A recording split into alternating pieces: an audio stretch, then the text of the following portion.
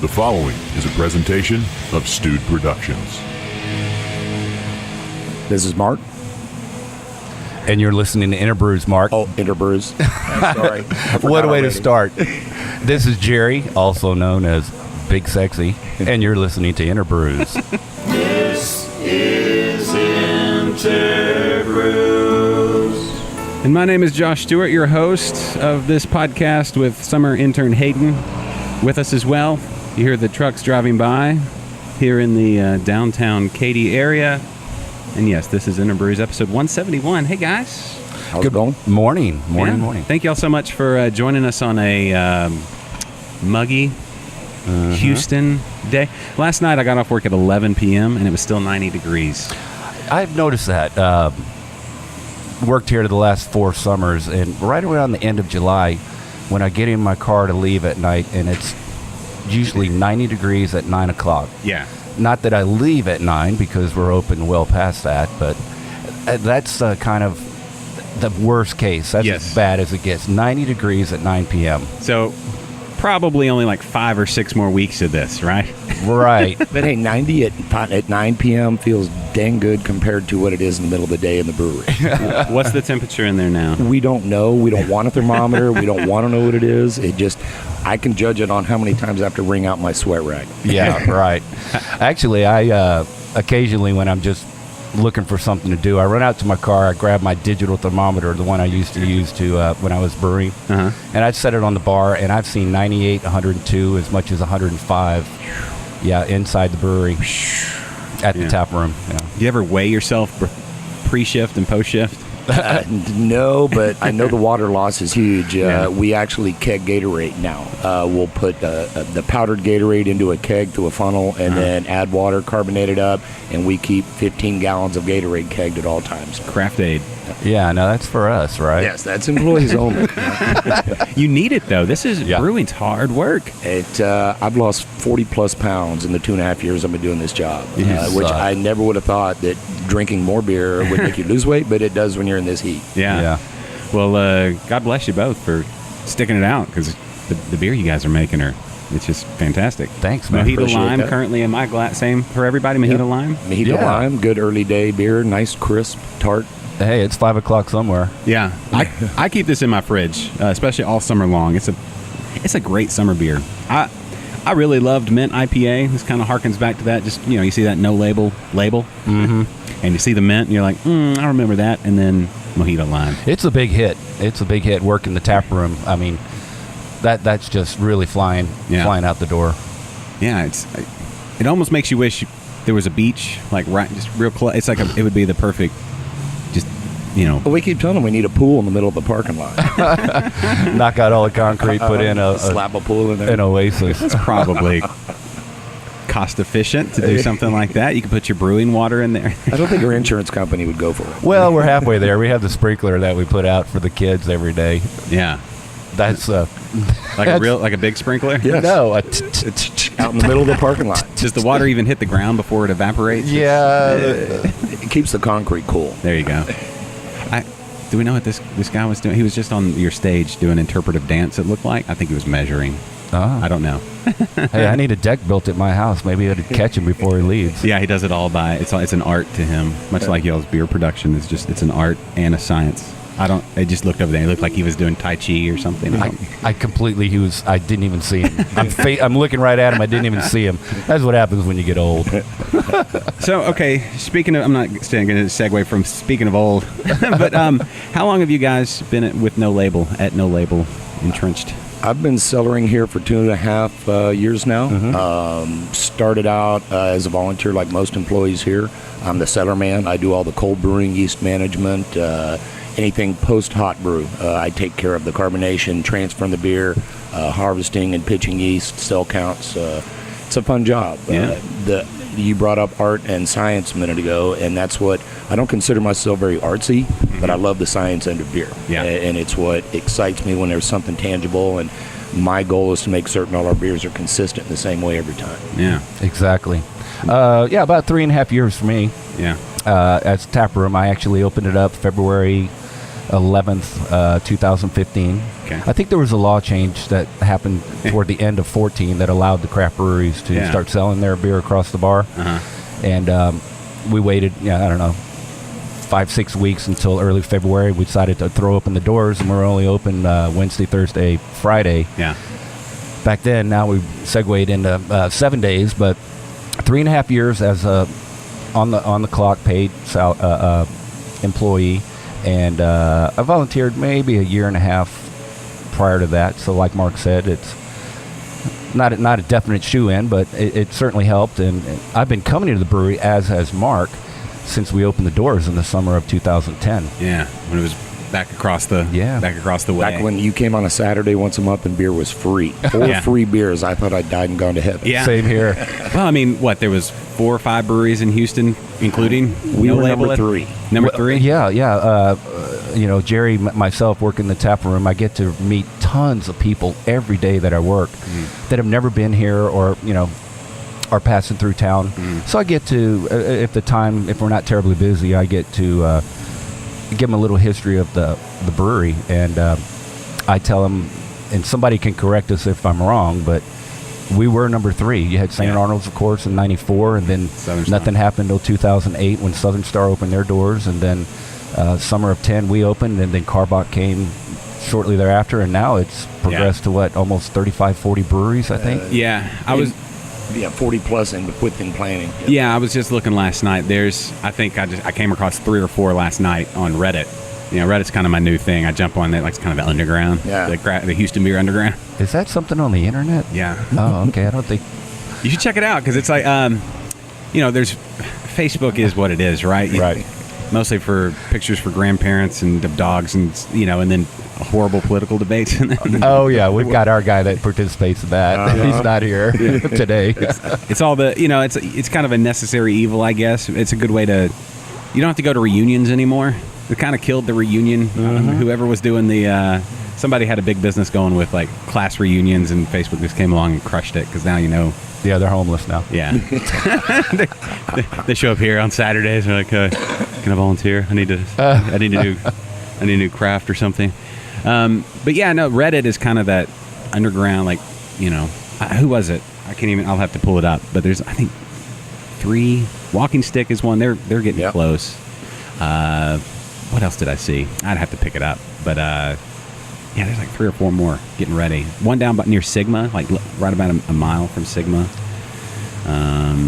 I don't know. There's a bunch. There's quite a few, and we met more when we were up in San Marcos. Weekend before last, we just had our education safety summit for the brewers in Texas. How was that? That looked like a fun. Very educational, and getting to meet other people in the industry. The participation of this meeting compared to last year was probably double. Yeah. Probably 400 people in the first morning session, which last year half that. The growth in the state has been phenomenal, and you could see a lot of the new faces. It's nice to see. Yeah, the timeline for how long have you been around as a brewery or in the brewing business? It's like dog years. Right. Me at a brewery for 2.5 years. That's a long time in the brewing industry. It is. And it seems like a blink of an eye, but compared to the rest of the industry. Mm-hmm. I'm guessing you both started out home brewing, right? Actually, I did not. Really? I actually was in sales my entire life, and when I got this job, Brian, I'd been volunteering and helping in packaging. Jerry actually called me in, and I was doing our bombers of the Perpetual Peace. And it was New Year's Eve. One day I get an email from our owner, Brian, and it says, I'd like to hire you on full-time as our cellar man. And I gladly accepted, and then went to Google and went, what's a cellar man? Honest to God, yeah. I had no idea. I'd never home brewed, but I was definitely attracted to the whole process. And I currently, I guess, have only done industrial scale. I've worked on a couple pilot batches here, but nothing in depth. But I know I've loved No Label, grew up in this town, and wanted to learn about it, and been amazed at what I've learned in a short amount of time. Yeah. Jerry. So he got indoctrinated just feet first. Yeah. Immersion, baptism by fire. And that's it. Yeah, I back around 2010, I believe, my neighbor, we sat down one day and he said, I don't know if you know this, I used to make my own beer. Now, I'd been his neighbor when 2010 came around, about 4 years. We were great buddies. We were drinking just whatever we could get our hands on, cheap stuff. But he said, I used to make my own beer. You want to, we were bored. You want to dabble in it? I said, oh, absolutely. Absolutely. So, sometimes this is tied into it. People ask me at the tap room, what's your favorite beer? One of them's got to be the El Jefe, because my neighbor Henry, that's all he was ever going to brew. So when we were, brewing twice a month or so, he wouldn't brew anything else. So we learned how to make a damn good Jefe, and we used our No Label El Jefe as the benchmark. So brewed and brewed and brewed, and I wanted to kind of venture out and start doing some other, variations on recipes, and he was like, nope. So, I went and started buying my own equipment and brewed heavily, probably for about 3 years. I had a pipeline going. I, got a kegerator. Every day I had something I was needing to kind of do to help the beers along. But when I'm making 15 gallons of beer, give or take, each month, and drinking most of it, I try to tell myself that I was giving it away to friends and stuff. I wasn't. I was drinking it, and I had to step back. And it's interesting. I haven't brewed in probably about 4 years now. I have the process down, but there's not one valve or anything I could turn here. But I know how to brew. I made really good beer. The process and like the story behind it. I mean, doing this podcast for as long as I've been doing it, and just kind of nerding out on craft beer. You kind of take it for granted that there's a lot of people that are just getting into it and need that need that baseline education in there. That's a Well, interesting that you brought up our brewing experience. Mark doesn't even know this yet, but one of our other taproom guys, his wife is she took the Cicerone class. Emily, and she came to me last night and she presented me a recipe. She wants to enter it into a competition, her own, not made up, what am I trying? Her own fabricated recipe, a pomegranate and another fruit in it, I don't know, but an IPA. So she had me look it over, and I said, it looks good to me. I never actually came up with my own recipes. I always copied stuff I found on the internet. I brewed a couple 300 gallons when I was back brewing. So I offered, because Mark and I talk about it frequently, I said, I would like to get back into it, and Emily is itching to move from extract to all grain. I've got all my equipment, so we tentatively have either Saturday or Sunday, August 4th or 5th, that we're going to brew an all grain batch. And I wanted to. We were working on this last night at 9 o'clock at the tap room, Emily and myself, and I wanted to present it to Mark and say, hey, if there's a day, either that Saturday or Sunday, that you're not busy at the brewery and you want to actually go do it old school with the igloo cooler and the work chiller and all that, more the merrier. Getting the band back together. It would be fun. I'd like to see it on small scale. I've seen and watched people do it, but again, I've never done my own, and that's actually, I'm growing, but I'm going back to where most people start. But I love the science end of it, and I'm ready. All right. Yeah. We'll file that away. We're going to see if August 4th or 5th, if you can get 4 or 5 hours of the day. I mean, I haven't brewed in, again, probably a good 4, maybe 5 years. I remember it was the summer, either like 2013 or 2012. So, but it's like riding a bike. I'm going to fall right back into it. And yeah. Of course. Your friend that only does the Hefes, is he of like German descent? That seems like a very kind of German approach to, I'm going to do the one, and that's it. Do it with the proper process. I never really figured why he didn't want to brew anything else. He's not German descent. Broussard. That's like Kunas, Cajun, deep South Louisiana descent. Okay. But that's all he would brew. Yeah. And again, we got that down, and it's not that. I mean, it's got to be one of the easiest. That well. Our hop brewers would tell you that they love the Hefeweizen because that's an easy day. Yeah, super easy. It's a good one to start out with because it can ferment a little higher temperature, right? It actually throws off more. Well, I guess there's a top you don't want to go past, right? But the higher the flavor, the more, within reason, more of those clovey, citrusy, banana, whatever. Banana, on the clove. Yeah. Usually, speaking of Hefe, when somebody says, what's a good Hefeweizen, I'm like, well, there's kind of two sides. There's the more citrusy side and there's the more banana clovey side, and just kind of depends on what your wheelhouse is. I always say try El Jefe and try Live Oak and see which one appeals to you more, because those are kind of, to me anyway, I love them both, but for two different reasons. They're both so good though. Jefe is our number one seller, 30% of our production. Really? Yep. Yeah, do that math. Yeah. So 30% of product close to 5,000 barrels a year is all Jefe for us. Wow. Yeah, and Josh, I think we probably mark safely. Do we do 10, 12 different beers throughout the year? Is that it's about right with our seasonals and barrel aging with perpetual, and then we'll throw in, like we had the Berliner Weiss, a pilot batch. We'll throw in test batches every now and then, but that's a good. But as far as big scale cores, plus like Mark said, our seasonals and sizable test batches, we probably do a dozen different beers, 10 or 12 ish. Again, somebody correct me if I'm wrong, but to have one beer, the El Jefe, account for right at 32%. He's the one that keeps track of all the numbers. Yeah. That speaks very highly of that. That's what you see out in the market. Yes. A lot, everywhere. Well, it's a good all around just drink by itself, goes good with food, good with tailgating, good with, sitting on the couch watching the games, however you like to do it. Sure. It's a good beer to go for. It's refreshing. Just good. Goes down well. I'm a Ridgeback fan personally. I like the maltiness. The Hefeweizen is, like I said, our number one seller, but it's never been one of my favorites. I like it, but they're, like you said, Jefe lovers and people who like others, IPAs, whatever the case is. Yeah, you mentioned Ridgeback. When you add the Jefe and Ridgeback together, now you're pushing close to 50%, if I'm not mistaken. Correct. Yes, Ridgeback is another core. Yeah. I mean, if we push out 5,000, 6,000 barrels for 2,500 or 3,000 of those to be Ridgeback and Jefe, that's just amazing. That floors me every time I tell people, and I pretty much tell them every day they come in when they ask, and people ask me questions and they're excited about, this first time at No Label. Man, I will talk your ear off. Well, the good thing is we're coming up with new beers. Both the Kolsch and the Mojito Lime or the Gose are relatively new beers for us, and we're trying to think more.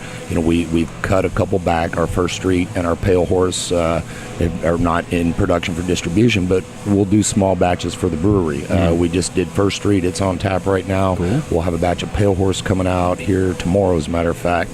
But just small. We're not going to bring them back, but just kind of return to have people that are fans of that beer. But we're still constantly trying to bring out newer, better. Our Sit Inside Haze, the New England IPA, that was a beer that first beer I really studied, and the New England craze is here, and that's another beer that we're very proud of. We thought we'd do one or two batches and be done. We're almost up to batch number 30. Yeah, really? Yes, that one right now is our second best set. Well, between Ridgeback, our core, but Side Haze or Sit Inside Haze is inching its way up as to be one of our better Really? sellers. Do you can that one? Not as of yet. Okay. I know they lend themselves to be super fresh. Exactly. That's a very date-sensitive beer, and it's something that once, even in our kegs, we're very conscious of how long and make certain that we're eliminating old stock. Yeah. Hey, Haidyn, what do you think about your sampling off the tap wall? It's what, 11:15 or so in the morning on Tuesday, and young Haidyn is drinking something off the tap wall. What are you drinking, sweetie? What are you drinking? From? She doesn't know, do you? Do you know? A brewery made that root beer. The one we get at home sometimes? The first one that opened in Houston. What's the oldest brewery in Houston? The OG. Rhymes with Ain't Barnold. St. Arnold. There you go. It. We sample a lot of root beers at the house. We've tried to make it once. Didn't turn out very good because we did the bottle conditioning. Of course, there's some yeast in there and it got a little gooey at the bottom. And yeah. I'm building a Keyser. We got a fly that loves the root beer. Apparently, he's like, I go to get some of that. But I'm building out my Keyser now. I got to get the trim work for it and finish it up, and then I want to do some keg sodas and whatnot. But we just tried the Virgil's. Oh, yeah. Yeah, the sugar-free that they use the stevia, because we tried. They have like a whole line of stevia-sweetened sodas. They taste like medicine. I like it. But the root beer has enough flavor to knock it, to cover up that stevia flavor. Yes, Padre. We're on this Padre Madre kick. Yes. I'm gonna go play. Are you gonna go play? Yeah. Okay, yeah, go test out. That's called sampling. Here at the brewery, we're gonna sample the playground. Okay. Go sample it and let us know. Our very child-friendly brewery with a huge playground. The only brewery in Houston with the playground? With one that big. I know of a couple of smaller ones, but we've got a full-scale one here. That's true. That's full on.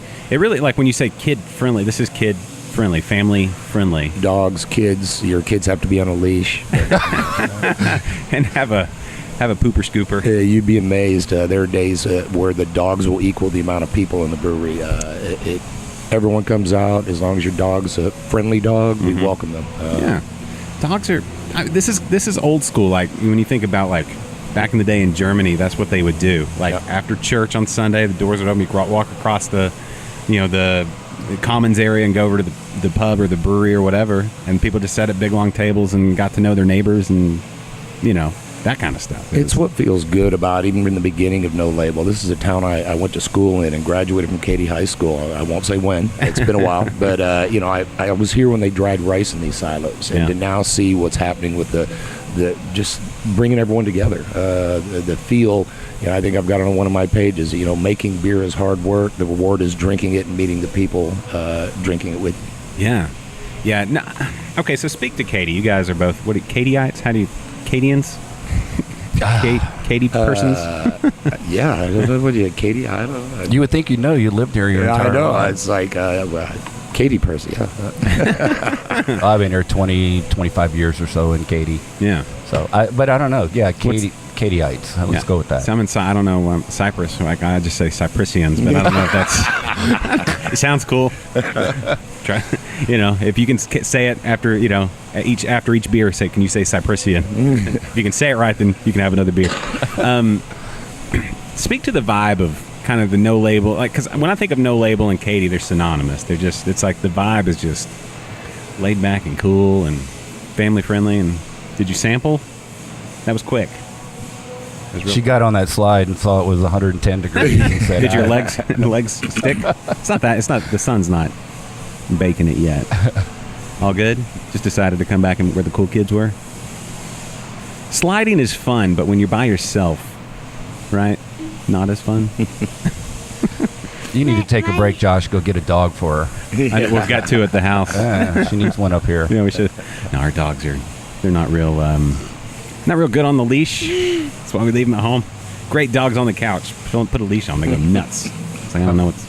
Like, if we were to take them outside on a leash, sometimes we have to tie their leash to his car door. Let me qualify. Not while I'm driving. In the driveway. I saw that movie. Yes. The vacation. Was that Vacation? National Lampoon's Vacation? I didn't mean that. Yeah, no, we don't drive much, very often at all. If we drive with them tied to the car, it's only like around the block, right? Maybe 2 times. Maybe 2 times, yeah, just to fit in. Disclaimer, guys, we are kidding. Yes. My honest opinion on the playground is it's kind of small. Well, you're small. Well, you are 9. Almost 10. You're getting close to 10, let's be honest. 2 towers, 3 slides. Yeah, it's true. I don't think... Did you fully explore it all? I don't know. I didn't play on many playgrounds when I was young. Well, the sides. The slide... Well, you're getting tall, right? You sit on it and you're halfway down already? Is that what you're saying? Yeah. My feet almost reached the end. Yeah, it's fine. Well, you're going into 4th grade. You're getting old. Have you thought about, like, a career yet? I actually want to be a special needs teacher when I grow up. Oh, okay. There you go. Cool. Special needs teacher. That's adorable. Thank you. That'll be great. We'll check back in a few years and see if that's still your track. But go with that. That's good. So kid and dog friendly, obviously, as we're talking about the playground. If you're 9 and super tall like Haidyn. Not super tall for a 9-year-old. The slides are... Well, they're for the little guys, right? Brian and Jennifer have little guys. How old are their kids? Like... I think Travis is going to be 6. Travis will be turning 6 in November. Sounds about right. And then Joseph came around early October, and I think he'll be 2 this coming October. Yeah, I'm hoping, Jennifer and Brian, if y'all are listening on your road trip, God bless you for like a 16-hour road trip out to the coast. When you go to Philadelphia via Florida, that's a long trip. Yeah. Oh, yeah, I didn't even think that was 16 just to get out that area, and then it's all the other driving they've done, so... I'd like to know how that went. They sound like they still have their sanity based on what I've seen on Facebook. Jennifer sent us an email yesterday. Hey, important, read this. And it said, we'll be back Wednesday, Thursday, I believe. Yeah. And we really are looking forward to getting back. They've been with the kids. And, they're a loving family, but I don't care. It's a small area. Driving. It's a long time in a car. A long time in a car. Even if you've had 10 or 12 days, you are ready to be home. Yeah. Yes. Well, that's anywhere. Like when I come to Katy, I love being here for a little while. And then it's like, oh man, we've been gone for a couple hours. Let's get back to Cypress. I'm a homebody. I like visiting. I love visiting. I love going to breweries. I love doing this podcast. But it's like, let's go home now. I'm just a homebody. That's okay. Because that's where all my beer is. And that stuff. Well, okay, real quick before I don't want to forget this. Originally, when we had set this up, we were going to have Andrew Trumbo come on with us. He had to work today, though. But he's doing an event here at the brewery. We'll talk about events, all the events y'all do. But he's doing a pickleball tournament. Yeah. I was going to bring some pickles, too, but I failed to grab them, Haidyn. I had a jar of McClure's pickles. Do y'all like pickles? Yeah. These are spicy. They're like Detroit craft pickles. Oh, they're so good. Yeah. If you like spicy pickles, you don't sounds like. good. I like sour pickles. Yeah. Well, Not sweet. they've got like the garlic. Let's see, garlic something. Those are really good. But then these spicy ones, they're good. Anyway, they've got some sweet ones too. But I go more spicy and sour. But the event this weekend. Let's see, $13 gets you a beer.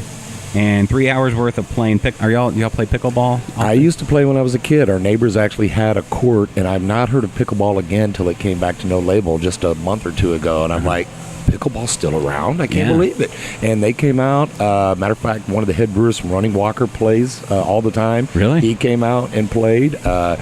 It was shocking to see how many people are into this game, and it's good because it's like slow-paced tennis. Mm-hmm. Was it use a wiffle ball? Is that it's like a wiffle, and it flies slow. You can hit it hard, and it goes quick at first, and then it slows down. Yeah.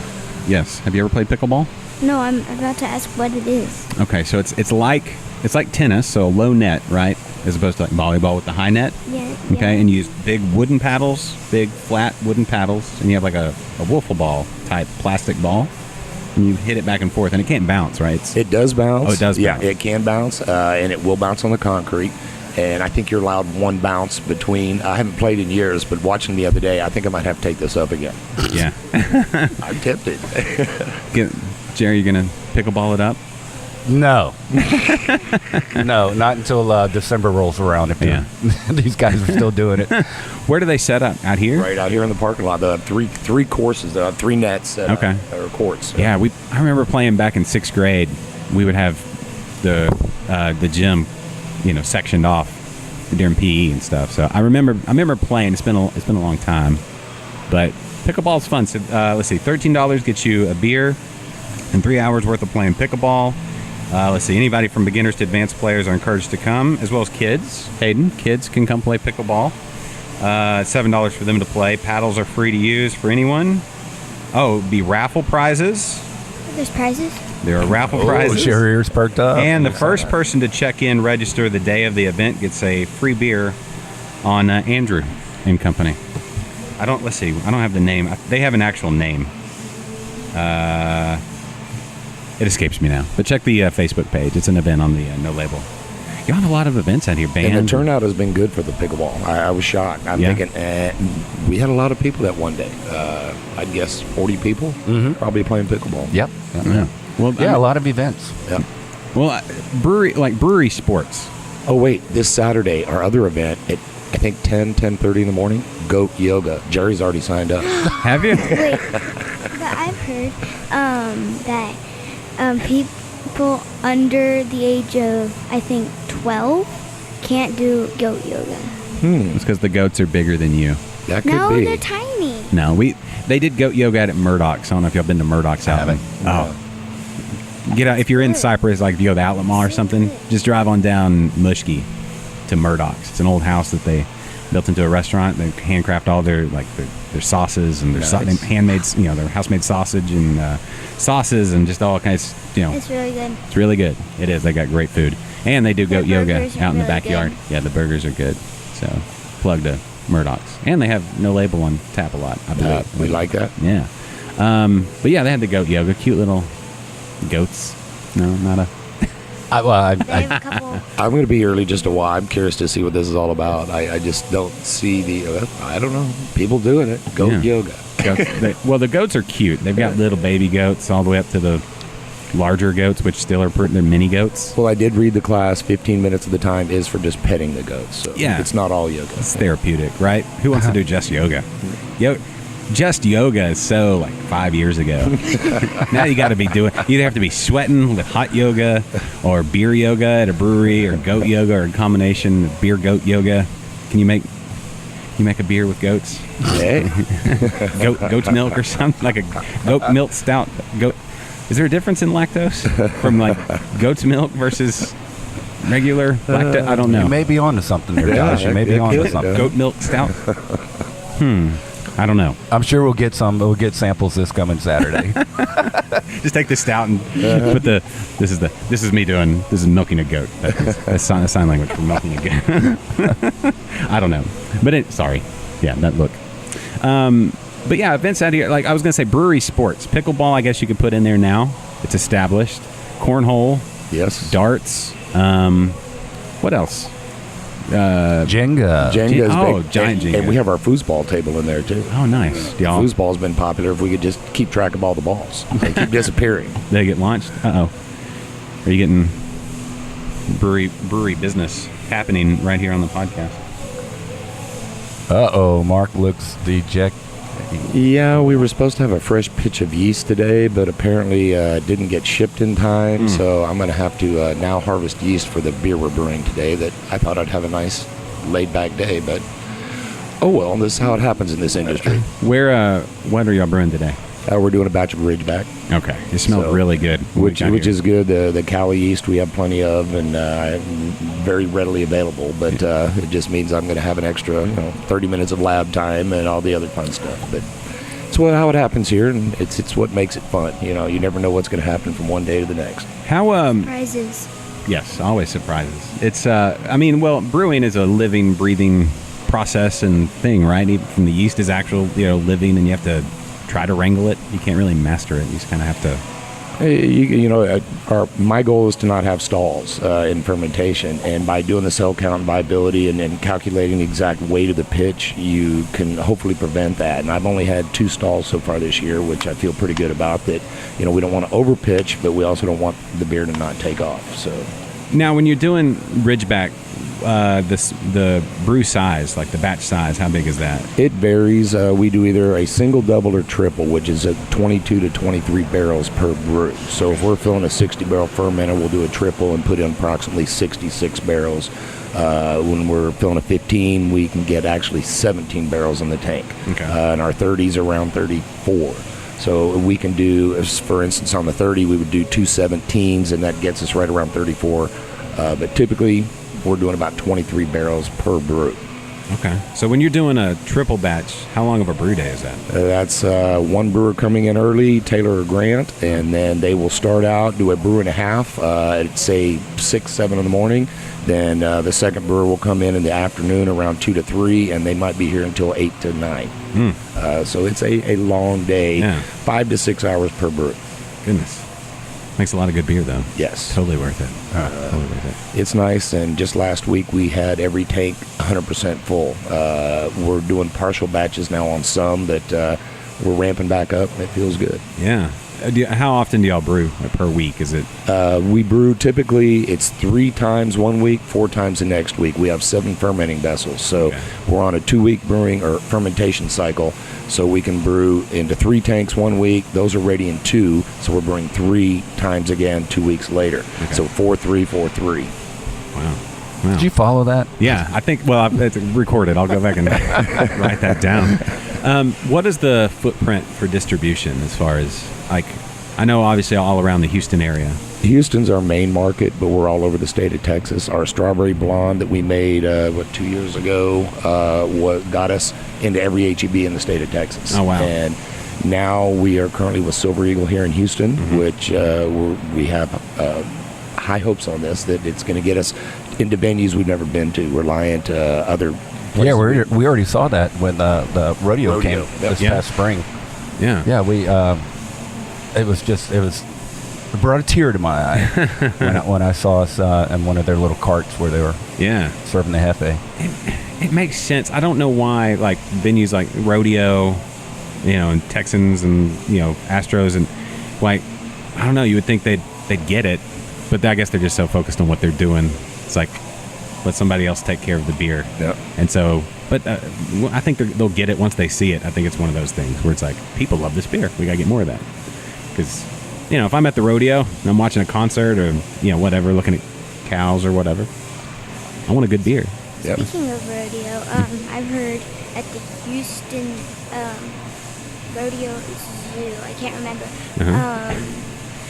there's a big bug resort. So there's like a bunch of big bugs? Oh, like Madagascar hissing roaches? maybe. Okay. Do we need to pause? Yeah, let's pause real quick while we get refills. Refills. Yeah. I like it. Yeah. You'll never know where we're going, and because I paused it. And we're back. Glasses filled, hearts filled now with the delicious brew. Haidyn got a new glass of root beer, St. Arnold root beer. What's up? Big up to Brock and the crew. Ooh, have y'all seen the pictures and video of their new beer garden? Unbelievable. And one of our old bartenders, Paul Carter, actually got on the crew to start on the shift working at the beer garden. And hats off to Paul. He was out here the other night celebrating his birthday. He just turned 30. Yeah. And we said, hey, well, we're glad you came back to No Label for your party. Yeah. Mark showed me a picture on his phone, and it just looks outstanding. Yeah. Again, hats off to Brock and his crew for. Yeah, that's another level. I mean, they started the whole trend, and they continue to lead. So it's the what they call the chapels, the little enclaves. I don't know if you'd call it I don't know, but the little cove. Yeah. With the art, with the point coming up, yeah. I want to get up there and take it all in. But that's good stuff. That's good for everybody in Houston brewing and everything. He's the godfather, and he does it right. Yeah. Speaking of doing it right, your canning line. I don't know if maybe you guys can hear it in the background. Working hard. You said how many cans per? 70 cans per minute, whereas our old Maheen bottling line would do 24 bottles. Our packaging crew now can empty a 60-barrel bright tank in 5 to 6 hours, where it used to be a day and a half. Wow. When you think of that, like on a homebrew scale, when you're bottling 5 gallons, it takes me about an hour. When I'm by myself, and then capping and rinsing and all that stuff. Yeah, that's spectacular. Yeah, we're very happy with the Twin Monkey canning machine. It's been phenomenal. The wraps, that really revolutionized everything for canning, right? Because you had to get the actual cans printed. Yes, to get cans printed, you have to buy basically a truckload. You cannot buy a small quantity, and most breweries do not have the storage capacity to hold all the cans. Yeah. So we're now able to buy just the pre-printed no label on the top, and then just wrap it. Yeah, and it works for on a lot of levels. For all the cans have that same look at the top, but then you have your logo. And we're about to do 16 ounces pretty soon. Really? Well, that's news to me. Yes, it's going to happen. We've got the labels in the process now, and the good thing about this machine, it's a simple adding a little spacer just to raise everything up. And Really? You have the hardest part's going to be the track coming down from the depalletizer. Has to be swapped out for a bigger can. Oh, that's cool. Yeah. Yeah, 16 ounces it's good. So it's coming in the works. Okay. A timeline? Hopefully next few months. Okay. It's not going to be anytime soon. We still don't have labels yet, so it'll be a little bit. Or the cans themselves. Yeah. Yeah, and in the tap room, we're actually we've been threatened / promised that we're going to be moving from our plastic 16-ounce cups to glassware. We were able to secure a industrial dishwasher, and it's coming real soon. We're one of the few breweries. I try to get out as much as I can to the other guys and go enjoy their products, but we're one of the few that I think are serving in these plastic cups. Yeah. And I think it's going to be a next level for us to go to glasses, and it's going to be a challenge because it can get really busy out here. Yeah. And that's a great thing. We're going to have to find out how many glasses we need to prepare for, say, a Thursday or a Friday or a Saturday. Yeah. Heck, for that matter, even Sundays. Sometimes we get caught off guard, and we have Sundays that just gangbusters. Uh-huh. Yeah, big time. Yeah, we come out here on Sundays a lot. Do you? Yeah. Sundays are nice because it's not as swamped as a Saturday. It's a little more laid back. I want to give everybody a vet tip. If you come out, okay, scope out the food truck. You all typically have a couple food trucks. We've got quite a few now. Yeah. That we vary them out quite a bit. Last night was Satellite of Pizza. Great guy, awesome pizza. They rotate them, and all those people have been really good to us. Okay. So to answer your question, Josh, yeah, we're open on 7 days. Mm-hmm. We definitely have a food truck here every evening, and so a Saturday might go like this. We'll have certainly 2 Okay. During the main crunch, say noon to. We're open noon to 10, so they may come in and be ready to serve at noon.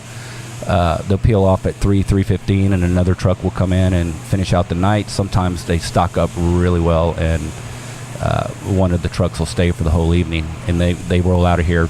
Their truck's lower than it was, even though they sold all their food. They've got a lot of money, so it actually settles on its axles. And It's like the Italian Job. Packed into those little Mini Coopers or whatever. yeah. I was going to say, we were out here a while ago, and they had one of the wings, a wings truck. A&B Wingmaster. A&B Wingmaster, yeah. Delicious wings. I don't know what they use for their base product, but I mean, even if you just threw the wings out raw, they'd be delicious. Yeah. Now, of course, they don't do that, but I don't know where they're sourcing their wings from. But before they even cook them, they're the most tender, juicy, Yeah. outstanding sauces. I think the owners, their name escapes me now. I can't remember either. And then we have the sauerkraut truck, which Eric, is the really sauerkraut good. truck. And then Mark with the Cajun truck. Yeah, the truck on the bayou. Truck on the bike. Yep. Yeah. Well, if you're going to sit in the beautiful shaded area, but with the gravel base, and you've got wing sauce on your hands, or your kids have wing sauce on their hands, when they ask, can we go roll around in the dirt? Maybe give those hands a wipe. Just something to look at. Hey, we have a water fountain out there by that tree now, too. Oh, do you? Yeah. Oh, that's new, right? Yes, that's Okay. relatively new. So kids can have water while they're playing on the playground. There we go. Okay, there you go. Have them Wash stop your by. hands if Yeah, they need to. wash just your give them a hands, rinse. yeah. Give them a rinse. A little dirt never hurt anybody. But it's just the mixture of the sauce and the dirt and the grime. They can run through the sprinkler and get cleaned off before they that's get it. back in your Yeah. car. Yes, exactly. It's like going to the beach. That's the one drawback. It's like once you get back in that car, it's like, ugh. I don't know how we're gonna. It's gonna take a year to get all the sand out. Although we are planning a beach trip in the next couple weeks, Yeah. so may take some Mojito Lime with Go me. down to There you Galveston, go. or are you going to go a little further south? Probably go to Surfside. Yeah. Okay. And we're in cans now, so Yes. bring all of our beer that you want. That's what I love about Surfside. You can bring your beers. You can bring, if you wanted to do a bonfire, a campfire, you could do it. There That we was go. our high school beach. That was where we went every weekend with Surfside. Really? Yep. Yeah, you can drive out there with your, we drive the minivan out there. It's all compacted and everything. Set up our tent, set Yep. up our chairs, and then just, Y'all spend the night? oh no. I didn't know if you could. Yeah. You can, I think. I think you can camp out there. Well, Mark's on this big kick about having a no-label employee type thing down in Galveston here soon. And he says, yeah, we'll spend the night. We'll go Friday night, Saturday. I am not sleeping anywhere outdoors in South Texas unless it's December to March. Yeah, I'm the same way, but I'm all, my co-host on Liquid Lunch, Catherine, they just went to Port A and decided with their kids, she had three of her many kids with her, but their youngest isn't even 2 yet, and so they spent the night on the beach, and they survived. It's a nice breeze. The breeze blows well in the evening, Sure. and after you're hot all day, at night it's not bad. Sure, You keep telling yourself that, Mark. You go enjoy that beach evening by yourself. The only thing she mentioned was the uneasy feeling of being out on the beach just in a tent, and like when she woke up there was track marks, like some sort of animal. Crabs. Usually the sand crabs come out in the middle of the night and will clean up your campground for you. Land shark. Yeah, that's what I told her. I was like, it's probably a land shark. And she's like, that was a little uneasy. It's like Jason, or he slept like a baby the whole time. I, on the other hand, did not close an eye. I had one eye open the entire time. So, if you're a light sleeper, maybe, I don't know. Bring maybe one of those earplugs and. Catherine was actually just at she spoke at the event in San Marcos. Oh yeah, she did. For press in the brewery and how to deal with press in the brewing industry. Yes. And did you learn anything? I didn't attend that one. I was in the technical session. Okay. It was so big this year, they had split sessions where they had a complete technical side and they had another side that dealt with how to make your brewery a tourist destination, and like dealing with the press. They've expanded quite a bit to give not only brewery personnel training, but also taproom guys. Yeah. I think that press part, I don't know if you'd call me press. I don't know if I'm press. I'm just a fan. Just a guy with microphones that shows up and people are like, yeah, okay, fine, we'll talk. I don't know, like I look at the articles and like you have the little like neighborhood paper, like Community Impact and stuff like that, and then the Chronicle does pretty good, especially with Ronnie knows what he's talking about. Very good guy. But I think you just gotta, I don't know, consider it like it's never going to be like real in depth. Like I don't know. They probably don't know a lot about. It's like your average new person coming to the the tap room. I guess. I don't know. That would be my maybe, or just do more. Like the personalities here at No Label. Like get more of you guys out there. We are a personable crew. Yes, you are. There's no doubt. Yeah, and this is what makes this job fun is the people. I just had a recent Brewers Association highlight where they talked about my feelings in the industry and the people in this industry and at No Label, unbelievable. It's what makes this job fun. Yeah. It's that's the thing is like there's a certain level of craft beer. I don't know, fandom. Like there's the new people and you always see the enthusiasm, and then there's people that move slightly past the new side and they're like, okay, I know a bit, and sometimes that can veer off into a little bit of, I don't know, I don't want to call it arrogance, but like I'm not a noob anymore. Yeah. And then once you figure out, okay, I really don't know anything, but I'm going to enjoy learning everything I can, and it's more about people anyway. Yep. That's when it's the most enjoyable. Like that's. Like, I mean, yes, I've read a gang of books on beer and brewing and the history and all that stuff. But, I mean, what do I really know? I don't know. Let's go find out. There's always something to learn. Yeah. Have you ever brewed, Josh? Yeah. Okay, yeah. It's been a little while, but, yeah, I brew. It's been a couple years probably since I've brewed at home. Last thing I did was a cider. It's a little quicker to... But, I kegged it, and like you said, 5 gallons to drink it all yourself. Right. I think I like too much variety. Like... I love the cider that I made. It was it was around the holidays. That's how long it's been. It was cranberry and what else did I put in that? Cranberry and blueberry, goat milk, something. Yes, goat milk, cranberry, and asparagus. And no, it's like apple cider. Yeah, it was a cider. Yes, with cranberry and blueberry, I think, and it was good. And some maple syrup, a little maple syrup too. Okay, sounds great. Yeah, that sounds good. It was super tasty, but then I was like, okay, after a couple of them, like, well, now I want to go back to beer now. And then it's like once I get into beer, it's like, okay, I'm drinking something hot. I always have beer envy. It's like I'm drinking something. I'm like, this is really good. What else is over there? So I'm always looking at the next beer. That's probably my big shortcoming. That's where I need to improve, is enjoy the beer in my hand more, and not be looking to the next one. Interesting little tidbit. Gosh, it must have been 2013. Mm-hmm. I brewed. You don't brew it, but I made a mead. Mm-hmm. And I was all gung ho about it for the first month or so. Mead's a long process, as you're probably aware of. And I transferred it to a secondary. And if we all go to restaurants and stuff. You get these little ramekin ceramic dishes. Maybe your salsa comes in. Uh-huh. I couldn't find my airlock for the secondary, so I just threw this little ramekin and I kind of pressed it down on the top of it. It's been sitting in the secondary with the black T-shirt over it in my house for 5 years.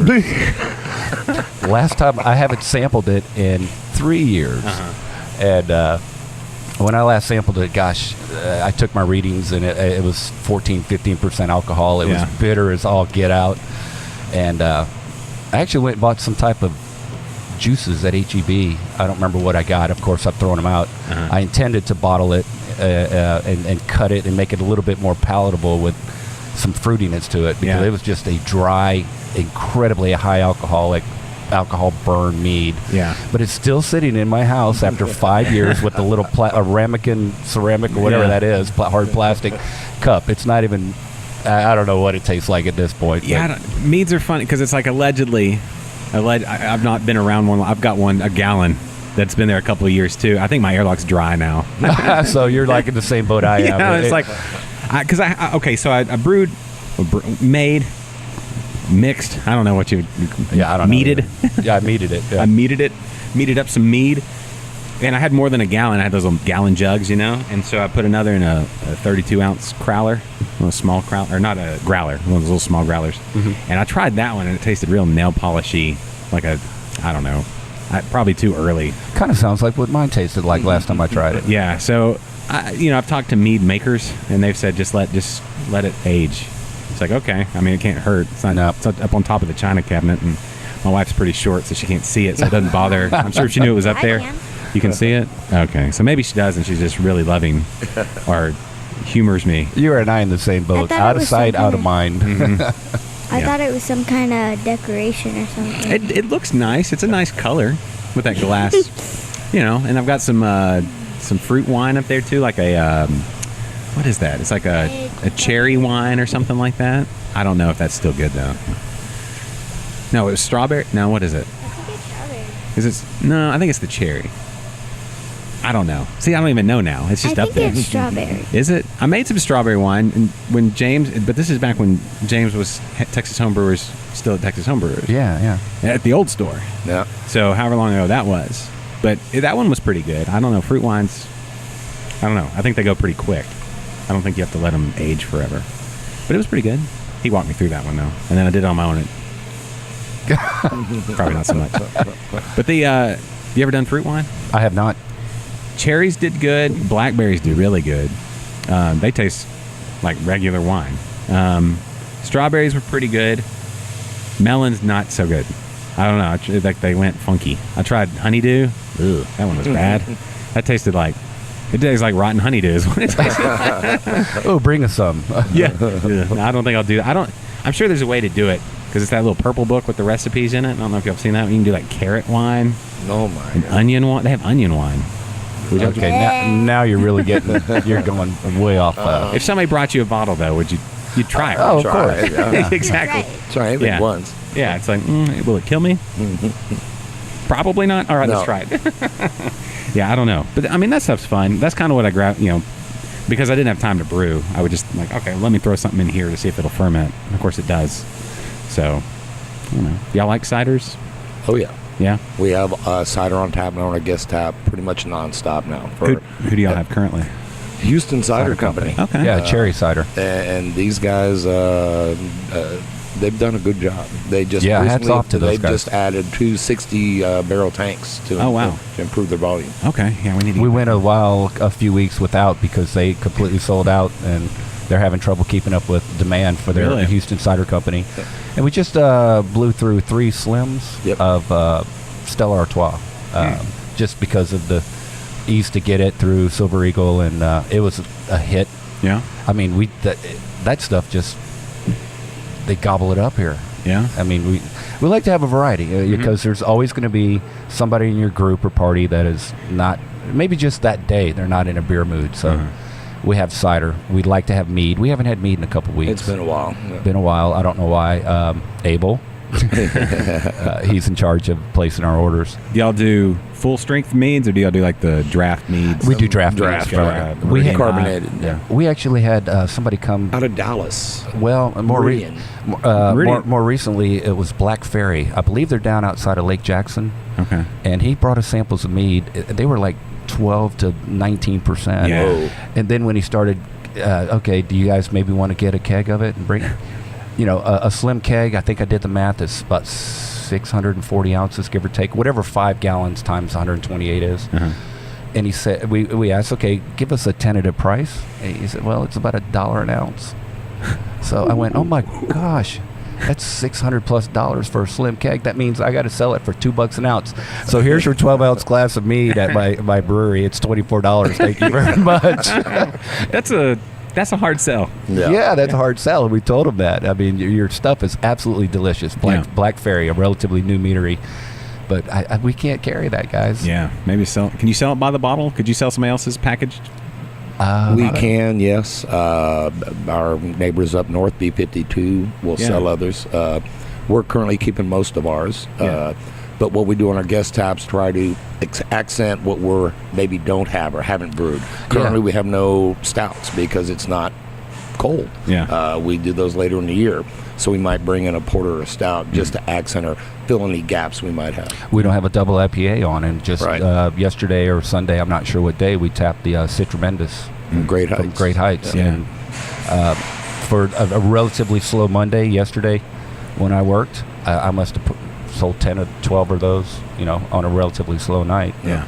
So it just rounds it out. We're always looking at what our no label offering is, and then trying to fill in maybe a hole or, just a niche that we're not filling at the moment. And make sure we've got everyone's palate covered. Exactly. That's what I'm getting at. Yeah, and I've said this before, stouts are funny. Like they can work really well on a hot night for whatever. I don't know what it is, like a buried hatchet or even like LDM or it can work on for some reason. I don't know, maybe because they serve them in Jamaica or something. Maybe that's just something. Sometimes they work because they're the humidity or something. I don't know, or just meld with it. I don't know. Every day somebody's asking, what's your darkest beer on Yes. tap? Yeah. Again, Mark's main focus is cold processing, cold process brewing, and I'm the taproom guy. There's 3 of us primarily, with another 3 or 4 that help us out. So I'm the one that gets to interact with all of the public, and every day, it doesn't matter if it's January, April, or August, every day somebody comes and says, I don't see any stout up there, I don't see a porter. And that's if we run out of our guest tap. But our mindset here at No Label, I don't want to put words in, Brian and Jennifer's, I don't want to speak for them, but due to our capacity and our commitments with our distributors, you said Silver Eagle, but that's not the only one we have. Right. I think we have as many multiple. as 5 or 6 that actually distribute our beer.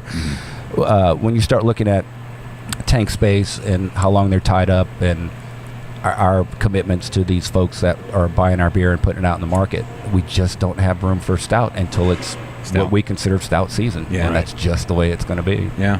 No, well, that's good too, because then when it comes out, I'm like, get it, like finally, because Yeah. that Black Widow and then rounds into LDM.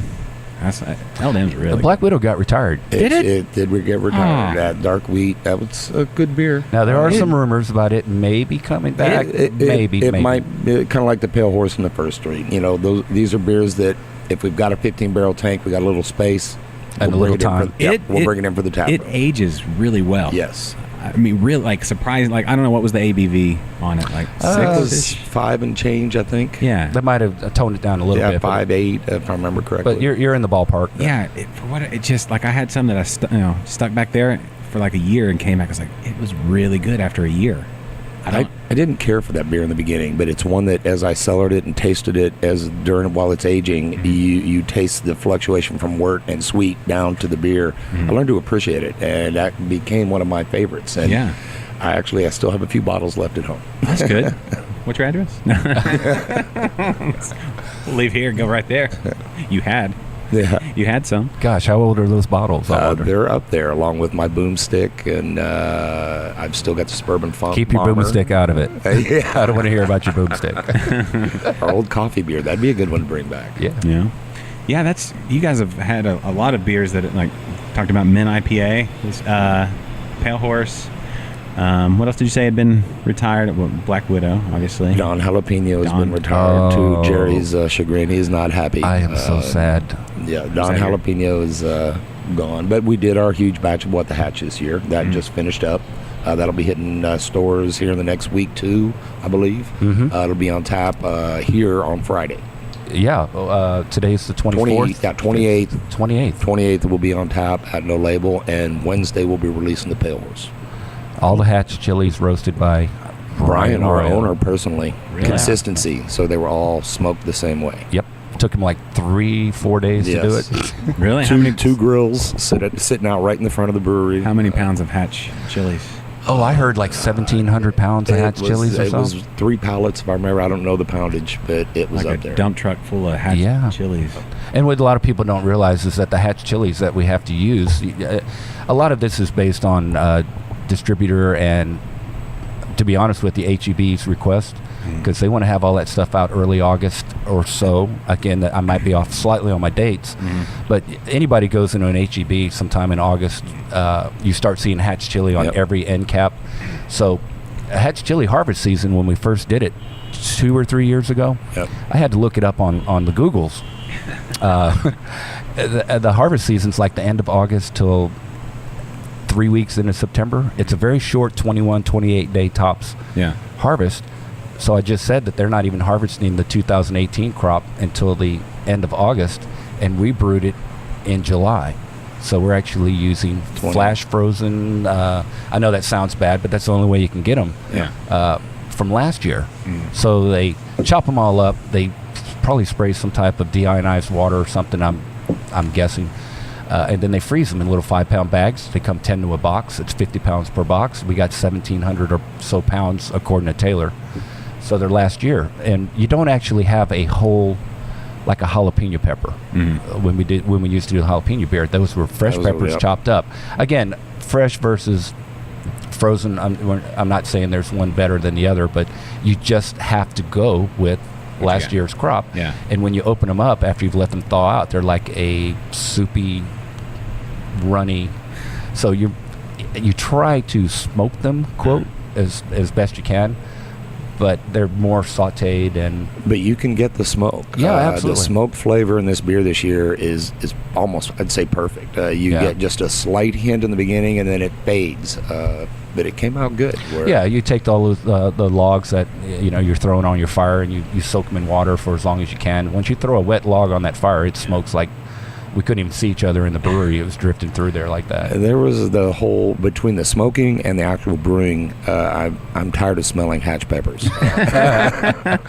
Although Abel's wife made some yes. really we incredible. gave out quite a few bags for guests and employees to utilize for cooking, whatever. I bet you we gave away 100 or so pounds at least to food trucks who needed them, employees. Heck, one day we had them sitting out here in the brewery with a sign. The people who came in to get a beer or enjoy some time here, take a 5-pound bag of hatch chilies with you, because you always order more than you're going to need. Right. And but Abel, our taproom manager's wife, makes some really outstanding queso with that.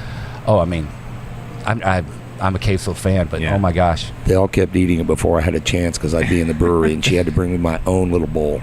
It was labeled Mark's bowl, don't touch. It was still halfway eaten when it got to it. I stuck my finger in it. And so did everybody else. It was only a finger. There's an interesting flavor to this queso. Is this? But you talk about labor.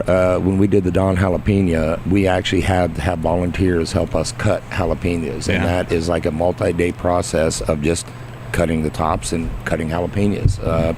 We spent a Saturday where we offered people a beer if they wanted to cut jalapenos for 15 minutes. Yeah, 15 minutes got you one beer, maximum of 2 beers. That was last year about this time. We had 2 guys that were chefs show up. I think I gave them an extra time period because they were just whipping through these things like you wouldn't believe. But very labor intensive. Same way with the first time we did Strawberry Blonde. We had to call in volunteers to cut strawberries. So those beers become very expensive. And it's kind of where, when you get there, that much labor. This year we did the Strawberry Blonde with a slurry, which much easier, pitched it right into the brew during fermentation.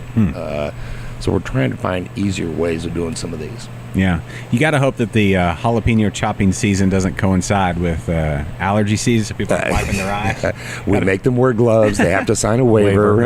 They've got a knife in their hand. We're like, okay, we're going to watch you.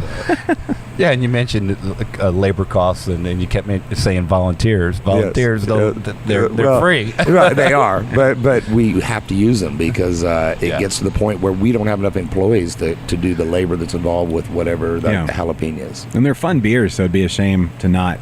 But it's like a labor of love. And people love being a part of it. Yeah. Hey, I actually cut the jalapenos and went that beer. Yeah. They thought that was cool. No, that is cool.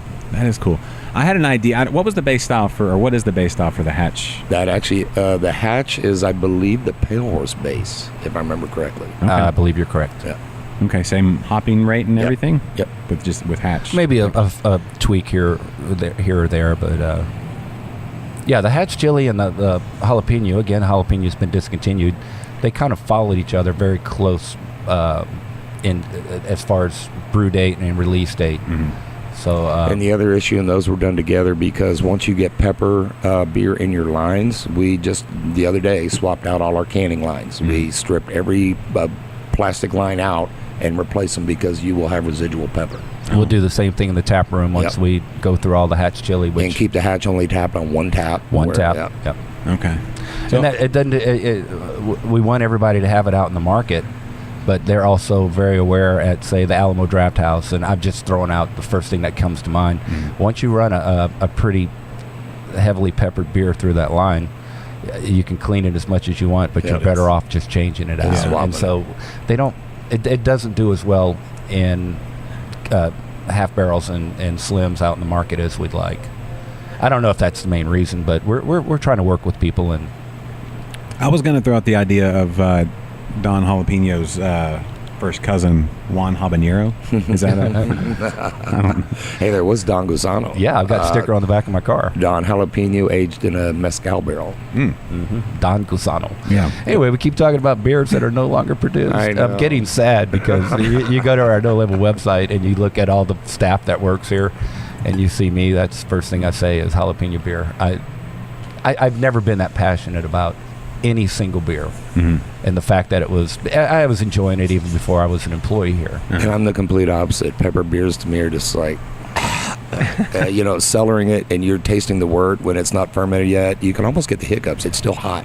As it ferments out and you get alcohol, it gets better. But I've never been a big fan, but we make what the people want. Yeah, it's there's a few that I like. I don't know that it's my wheelhouse, but I like it on occasion for sure.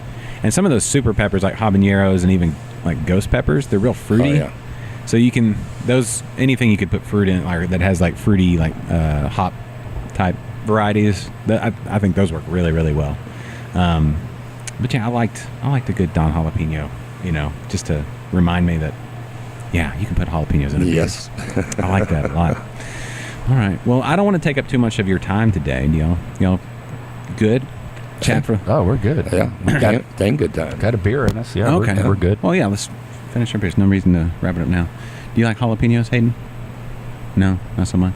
Haidyn just got to use the facilities, which are brand new. The bathrooms over here, no more porta johns. Yes, no more porta cans, real bathrooms. The only thing we're lacking, we know in the men's room, is the shelf over the urinal, and then we'll be done. People ask for that. I've had two different people go, you don't have a shelf up there. I know, we'll get there. Maybe a shelf on the outside. You got to hold your beer in your mouth with the plastic rim stuck between your teeth while you pee. Zipping. It works though. It works. Or you can set it on the floor. The floors are clean. We mop them every night. We Yep. bleach them every night. We clean them. They are. You got to hope everybody's aim is good, though, including your own. Getting much better though. The new bathrooms, the big ass fan. Yes.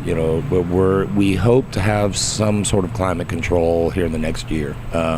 We know we're not going to be able to air condition a barn, but we're looking at different ways to possibly utilize our glycol just to drop the temperature inside a little bit. Okay. Yeah, we're about 3,000 square feet. I think that tap room is roughly 30 feet by 100 feet, so 3,000 square feet. Again, it's a big metal barn, so. Yeah. Well, even with the fan blowing on me, sorry, Jay, I think I've been blocking the fan the entire time. No, good. It's nice, and to cool a room just another 5 or 10 degrees compared to the 100 outside, it's going to feel amazing when you walk in there. Yep. So it doesn't have to be air conditioned to nice 68 degrees. No, but the cold beer helps cool you down too. yes, it really does. Gets that heat dissipated. Mention the event again this weekend, pickleball. You have the stage. Haidyn was asking me, bands play there, right? Yes. On the stage? Yes. What? How often do y'all have bands? Every Saturday. Every Saturday? Yep. And we've done a few Fridays. And I think we're talking about increasing that as the crowds continue. We've talked about doing maybe even some Sundays. Okay. But typically we've always got music here noon to 3. I don't know if we talked about bumping that out to a later time. Our crowds on Saturdays are shifting. Our noon to 3, it's so hot now, we're actually getting busier later in the evening, 6 to 7. So we're getting like 2 different crowds, midday and then our late crowd. Yeah, that makes sense. Yeah. I mean, but it's like we said, it's only like another 5 more months until it cools down. So. I thought earlier you said 5 or 6 weeks. Well, I mean, I don't know. No, you're absolutely right. It's hot. Like it's been like we said, like when I left work last night, it was still 90 degrees. And I don't know. The one thing I've been reading up a little bit on like global warming and stuff. I don't know much about it, but I've heard that if it continues, then we'll get pushed into an ice age earlier, so it's going to cool down one way or the other. Yeah. I don't know. So then it'll be stout season more like year round. Double stout, imperial stouts and that sort of thing. So you said you like maltier, kind of what's no label beer or style? What, like if you had like a desert island beer? Well, yeah, I actually brought it up in my Brewers Association deal that Damn It Jim out of New Republic. That's a very good amber that I've bought and kept in my fridge. Yeah. There's quite a few out there. I don't have any real favorites, I guess. I like tasting everyone's beer, and that was the good thing about San Marcos a few weeks ago is during our lunch break, you have coolers from every brewery has all their beer. We got to try dozens of beers during our break and later on that in the afternoon. That's cool. I should have crashed that party. I saw it. That was like I saw the Craft Brewers Convention out in Nashville, and that looked pretty cool. The CBC. Yep. Yeah, but Nashville's far. San Marcos is. It's relatively close. It's relatively close. I was like, ooh, I know I like all the beers there that I've tried pretty much. I know there's a lot of great beer there. I had some FOMO and some envy, some beer envy on all of that. Jerry, what about you? What about? Yeah, I knew you were going to go there. Don't tell anybody. I love Cayman Jack. I love Cayman Jack. Yeah? Yeah, that margarita malt liquor type thing. So it wouldn't be a beer, to be honest with you. Yeah. Yeah. Okay. Own it. Own it. Don't tell anybody. No. Don't tell I think anybody. Dogfish Head did a craft malt liquor at one point. Yes. If you don't want anybody to hear it, then you probably shouldn't say it. So a lot of people Whoops, think you Jerry. It's Wait, I thought it was just the four of us. no, it is. It is. And it's only a few thousand that download the podcast. It's fine. Nobody. It won't get back. No, it's fine. No, I'll wear that with honor. I man up to it that I'd love the margarita. In fact, I just bought a margarita machine back in That's June. right. Did you? With two sides to it. You got the double dispenser. Yeah, the two gallon bowls. I've been wanting one forever. Uh-huh. Kind of an offshoot sidebar, but wife was agreeable, and I found online a frozen margarita machine. Yeah. Because you can make them with ice and all the mixes, and then when it melts, it melts differently. It's because it's primarily ice and your other stuff. Whereas a frozen margarita machine, you put in the concentrate, or you put in your juices, you put in your liquors, turn it on. 2 hours later, you got a slurry, frozen slushy mix. Yeah. So I was doing my research, Amazon, and I found a company that had the machine I wanted. I want to say it was $1,200 and $150 or so to ship it.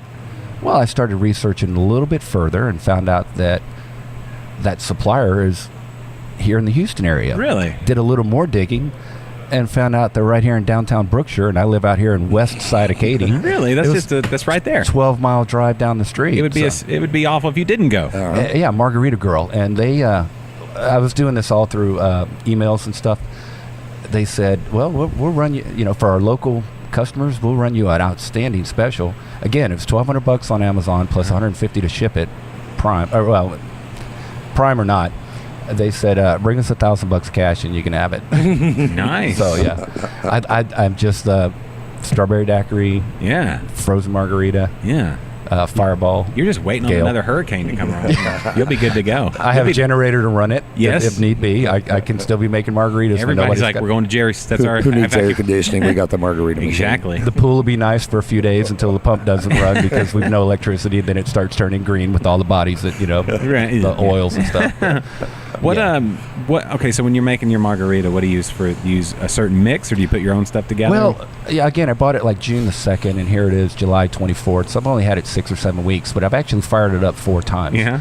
And they have recipes that are in concentrates you can buy online, but I didn't even want to wait 2 days. Every day in today's environment, it's all about instant gratification. Yes, so of course. I'll either go to Kroger, Randall's, Specs, and I'll buy that 96-ounce bucket. You've seen them before. Yeah. Where it's got just a big juicy mix in it, and you snip the end of it off, you pour it in, you put in XYZ, tequila and triple sec, whatever. So I'm using those. Okay. for 3 of my 4 times I fired up this machine. Okay. And they turned out outstanding. And then recently I went and bought, again at Total Wine, the liter bottles of mix. Mm-hmm. And then I started saying, well, I'm going to put 17 ounces of that, 17 ounces of this, and 17 ounces of rum. And mixed it all up, and it was about 1.5 gallons. 2 hours later, I was drinking it. 4 hours later, I was passed out. My father-in-law, he makes a pretty mean margarita, Big Mike margaritas, and he uses the lime. Haidyn's nodding. Yeah, well, yeah, of course. Every family get together in Round Rock, it's like, who wants a margarita? Every hand goes up. He uses the limeade, Minute Maid limeade, the frozen concentrate. I know someone else does that. Yeah, it works. And the cans are great measuring cups. So you use like the can of, he used to get the mini cans. I don't know if they even still make those anymore. So like the full cans, and then he does like a half of tequila. Do you use silver or do you use, what kind of tequila do you use? Whatever's on hand? Yeah, whatever's on hand. I don't know what he uses either.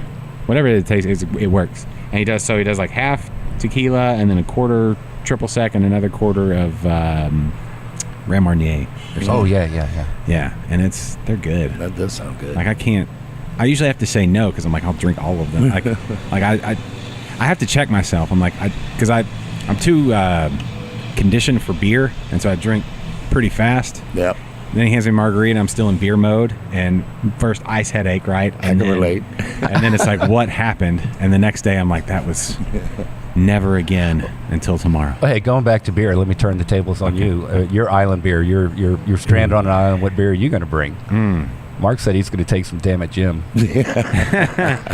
Wait, on an island? Well, I think it's your... On an island? Is it? If it's, or how did you present the question a while ago? Yeah, it was kind of a desert island beer. Desert island beer. Yeah. Yeah, see, like it's one, tough. it is tough for like one forever. Yeah.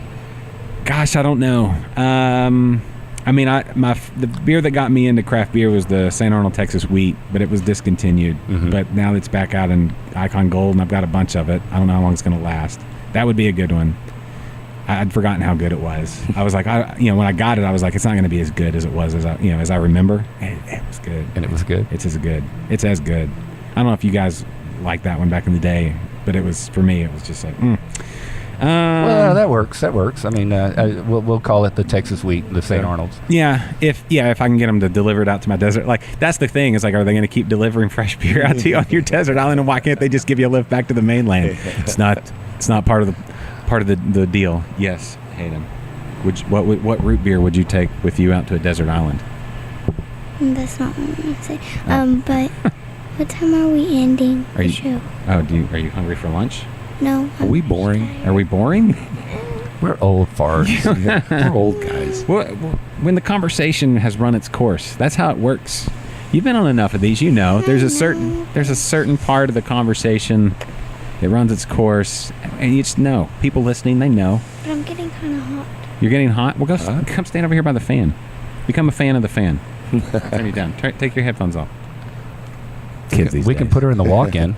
Yeah. Oh, yeah. You want to get frozen in the... We'll do that in a minute. Put you down, yeah. Listen, this is part of being an intern. You got to get conditioned to this. This is... you can't be soft and do a podcast. Heat's part of the job. It's part of the job, man. Just like brewing. When Mark's in there, we do basically the same thing here. It gets hot. I'm soft. She's adorable. She's such an adorable girl. She's... my wife says karma. Like the other day at the table, she was being silly and just kept going and kept going and kept going. And it was funny.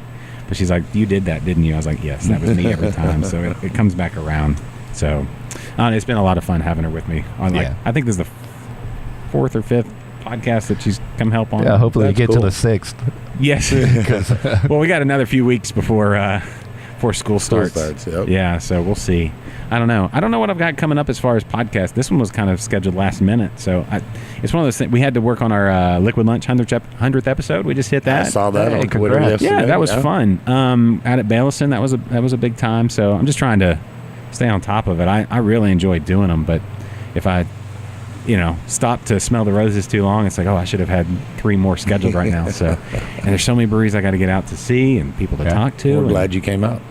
Yeah, no, this is, I try to, so that's one of the things, like I'm noticing that there's a few breweries that it's been like 2 years since I've been out there. And I'm like, that's far too long, and I really enjoy I come out as a fan on Saturdays and Sundays when we're out, like we have a dance or a gymnastics competition in this area. We're coming to No Label. I always look at the map.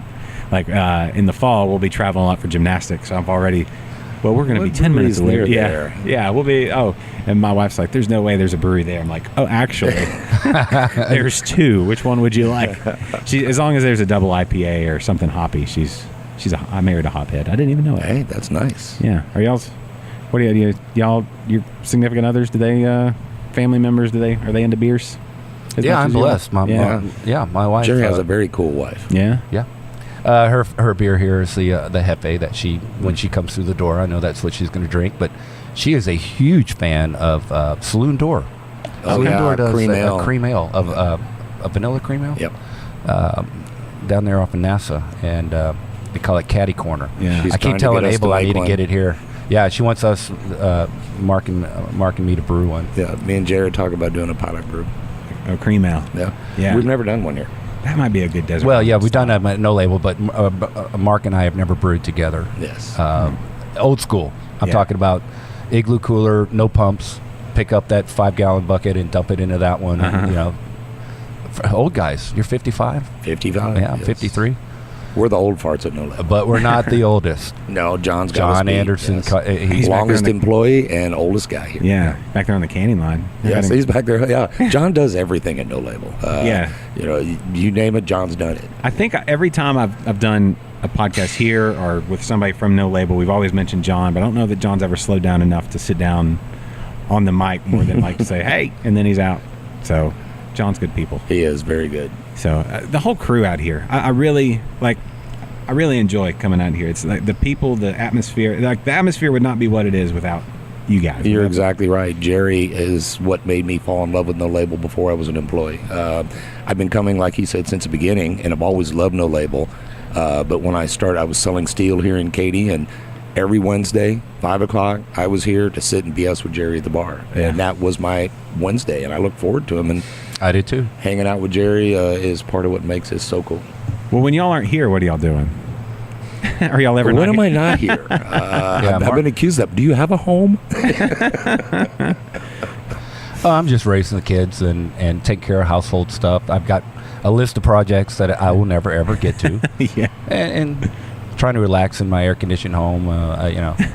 But yeah, 5 cars that are in my driveway, 5 vehicles. So I'm always tinkering or messing around with those, and mentioned swimming pool and just household chores and. Yeah.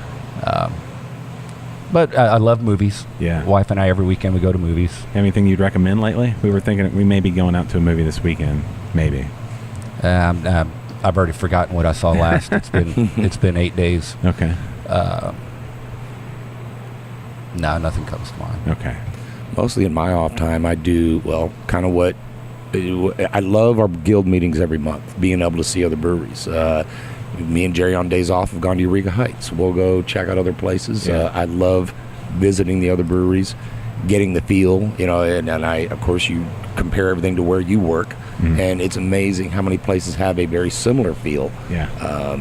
It's what makes the industry so cool. Yeah. The thing I always take notice of when I walk is a brew day today. So I walked in, I noticed the music that's playing. Yes. Other places, there's a lot of like death metal. Some people play some rock. You guys were playing country today. Today is country day. We alternate. I just recently got a 200-watt stereo in the cellar, which is the middle of the brewery. So I don't want to listen to just what I listen to. Grant, our assistant brewer, loves country, and I don't mind it. And today's country day, so we do alternate out.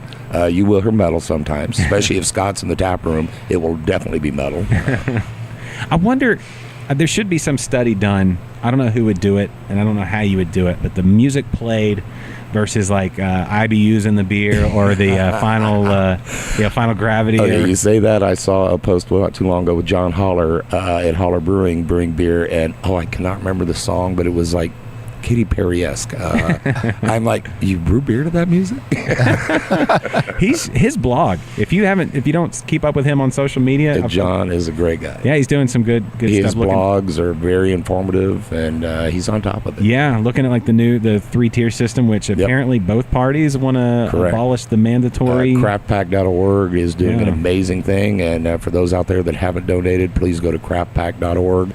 We have our own lobbyists now, which we haven't before. That are trying to push our agenda and what we know is the right thing. Yeah. You can look at the 3-tier system.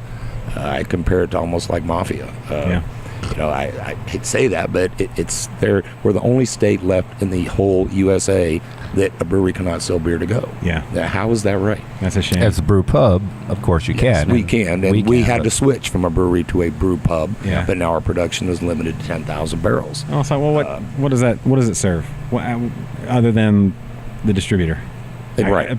Allegedly. Like, I don't even think it does that much for the distributor. Yep. I think, if grand scheme of things, I think more people buying beer is more people buying beer from them too. Yep. They may be at a brewery that week. The next weekend, they're going to be buying it at their local HEB. Exactly. They, if they don't live close to the brewery and they like that beer, then you're right. That we're basically a beginning point for them to help them sell more beer. Yeah. So I think it's going to change. I agree. I may be a naive optimist on it, but I think it's going to change. I think it's going to change this time. It just feels different. I could, again, who knows? I guess we'll see. But well, the Texas Craft Brewers Guild is doing an amazing job. Charles Valorant, the head guy, has done an amazing job, and they're continuing to do things to better the beer industry for us. yes, and if you're interested in that topic, I'll shameless plug. I don't know, a handful of episodes back. And that's the great thing about podcasts. My interview with Charles at Murdoch's there in Cyprus. He lives in Cyprus. Yeah. He's a Cyprian, just like me. That's the quality. You're trying to put it together. That's the quality we share. So, anyway, all right. Well, guys, I guess we'll wrap there. Yeah. As Haidyn sips on her root beer. What? Did you have an idea? Something you needed to say? Huh? Turn on. You go. Okay. I just want to. Oh, you wanted to make sure you said Goodbye. Bye, and thanks for listening. Yes. Oh, we'll get to that. All right. Good job, Haidyn. Good job today. Sip on that root beer. That's good stuff. So, everybody, of course, if you don't know, you should know. No Label, Katy, Texas, the third most seasoned brewery in the city of Houston, or the greater Houston area, and one of the friendliest spots you'll ever find, and super inviting, kid-friendly, dog-friendly. Keep your kids on a leash, as we said, and come see Mark and Jerry, the heart of No Label, the whole crew here. You guys are doing you're so kind. Yes. doing the Lord's work, so keep it up, all right? Definitely. All right. Well, Bless you, son. all right. Well, everybody, for good job. She's already breaking down. So for summer intern Haidyn, for Jerry, for Mark, my name is Josh, and you're listening to InterBrews. This is InterBrews. The preceding has been a presentation of Stewed Productions.